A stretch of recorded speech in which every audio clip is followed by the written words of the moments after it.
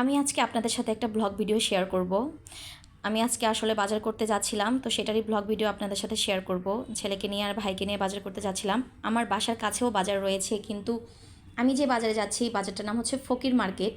এটি অনেক মানে সুন্দর সুন্দর টাটকা শাকসবজি পাওয়া যায়, কিন্তু আমার বাসার কাছে যে বাজারটা রয়েছে এখানে শুধু পচা শাকসবজি পাওয়া যায়। এই জন্য আমি একটু দূরেই যাচ্ছিলাম।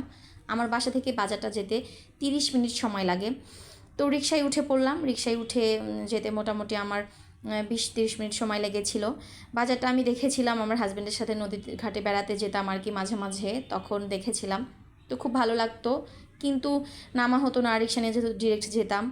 তো এখানে আবার দেখেন কত সুন্দর সুন্দর টমেটো, একদম পাকা লাল টমেটো, কিন্তু টমেটোগুলোর দাম অনেক বেশি ছিল, যার জন্য আমি আর নিইনি। সস বানাবো, এত টাকা দামের টমেটো নিয়ে আসলে সস বানালে পোষায় না। তারপরে গেলাম ফলের দোকানের কাছে। ছেলে কমলা খাবে, ছোটো কমলাগুলো।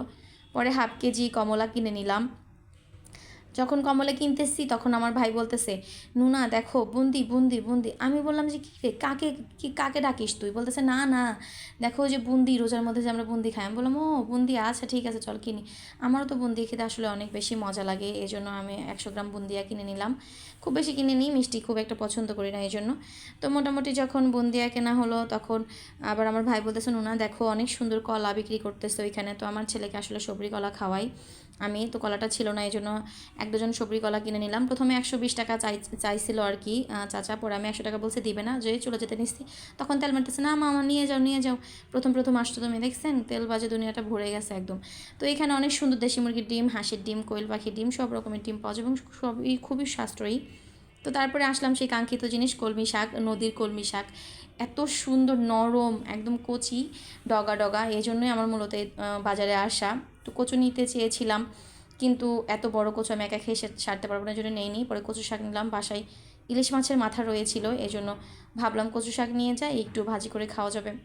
তো পাশের দোকানের কাকার কচু শাক দেখে আর ভালো লাগলো না, যে এই দোকানের থেকে ওই দোকানের কচু শাকগুলো বেশি সুন্দর, কিন্তু নিয়ে ফেলেছি, এখন আর কিছু করার নেই, মুরব্বী মানুষ অপমানিত হবে। পরে আসলাম পেঁপের কাছে, এখানে পাকা পেঁপে আসলে রয়েছে। তো যাই হোক, পেঁপেটা নিলাম, অনেক সুন্দর ছিল। আমার হাজব্যান্ড পেঁপে খেতে অনেক বেশি পছন্দ করে, ওর জন্যই পেঁপেটা নেওয়া।